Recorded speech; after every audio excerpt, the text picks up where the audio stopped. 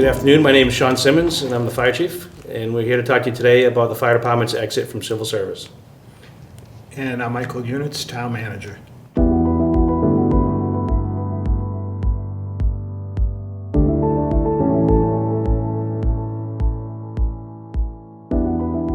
Currently, the hiring process through civil service, we have to request a list in writing through civil service. They notify the candidates. The candidates have 5 days to come and sign that list if they're interested in working for us.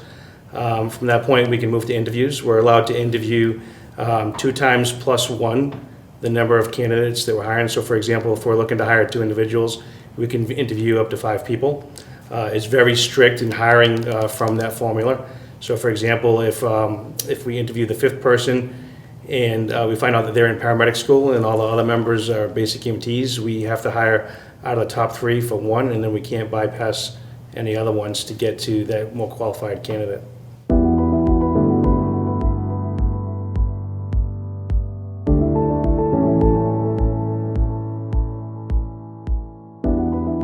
So if we were to be able to get out of civil service, I think one of the big things is it would allow us to expand our candidate pool.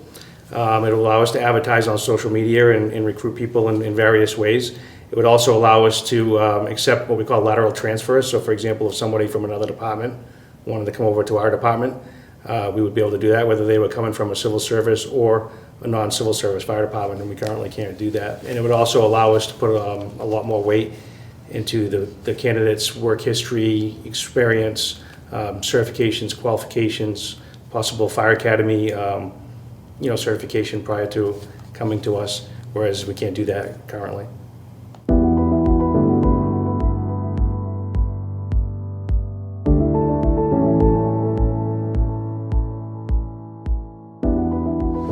So we wouldn't bring this forward if the union wasn't in support. So through the negotiation process for the previous contract, this was an item on the contract, and as we went through the process, the union, because of its change of working conditions, they received certain benefits in order to exit civil service, and the union saw it as a benefit to the department, and they also agreed that leaving civil service was the way to go. So once the union agreed, we decided we'd bring this forward to the voters. Yeah, and just to add to that, our union is definitely in favor of exiting civil service.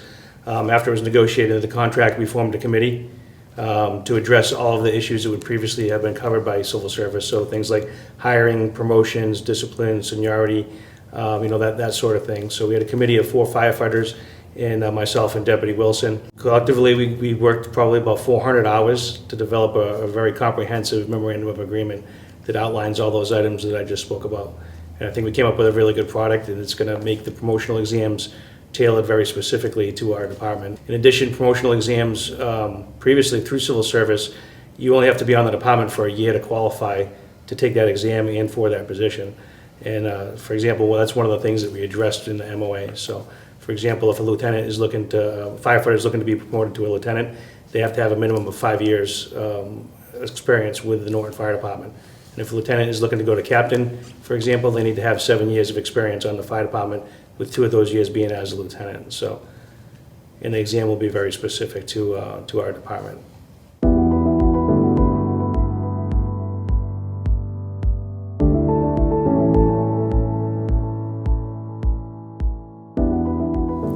Discipline will be handled very similar to the way that it always has been. Right now, the civil service only gets involved in discipline if somebody gets suspended for over 5 days, and quite honestly, I can't even remember when that's happened. So we would go through our normal process. All members of the department would have the ability to go to arbitration as part of the contract.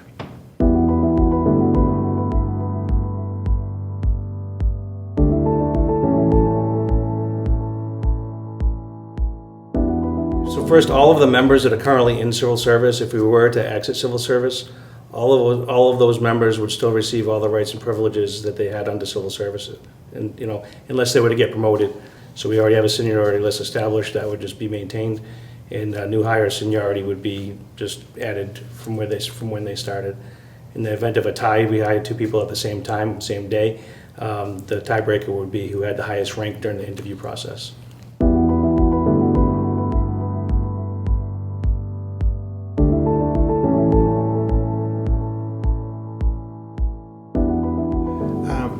I think no matter what system you have, we're in civil service right now, and there are several members of our department that had relatives that work currently or worked in the department. And maybe that's just because they grew up in the family of firefighters and they were talk about it all the time, and they learned about what it means to be a firefighter, and they're able to do good on tests. I think Shawn can elaborate more, but if we exit civil service, it's not just going to be because you're good on a test, and there's going to be individuals in the department that will interview all these candidates and rank them. And so I think that'll alleviate some of that concern about just hiring. We're not going to be able to just hire relatives. They have to have the experience and knowledge in order to be hired and in order to be promoted. Yeah, I would agree with the town manager.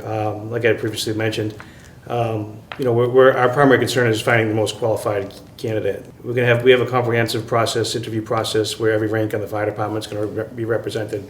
So we'll have firefighter, lieutenant, and captain. Our deputies, myself, will be on there. And it's going to be set scoring for all those candidates. The candidates with the highest score will be offered the position first, and they'll be ranked in that order. That's it. That's the bottom line. And just to elaborate, I'd be more than happy at any time to justify and be totally transparent with our hiring process if anybody had any questions with that. But it would be a collective decision, not just my decision, not just the town manager's decision.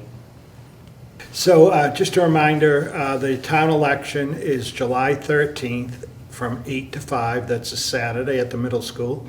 And ballots should be in the town clerk's office by tomorrow, I believe. And she'll be posting on her website when the ballots will be available for anyone that isn't going to be around on July 13th and would like to come in and vote absentee or have a ballot mailed to them. She can mail out a ballot to them.